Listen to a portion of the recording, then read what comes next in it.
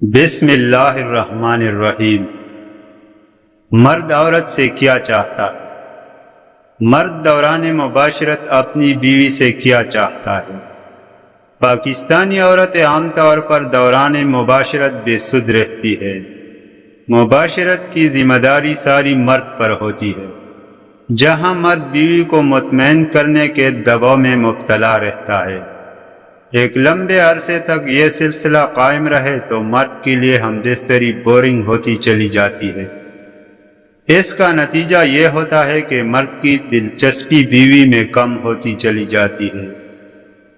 بیوی کو چاہیے کہ فور پلے کے دوران وہ بھی مرد کو زیادہ سے زیادہ جوش دلانے اور گرم کرنے کی کوشش کرے، بوس و کنار میں ہر حد پار کر جائے۔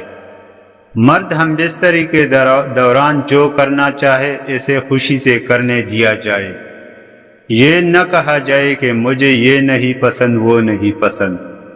جس پوزیشن میں نفس کو شرمگاہ میں داخل کرنے کی فرمائش کرے، بیوی کو اس پوزیشن سے انکار نہ کرے، بلکہ خود بھی بیوی بھی مرد کو بتائے کہ اسے کس پوزیشن میں زیادہ مزہ آتا ہے۔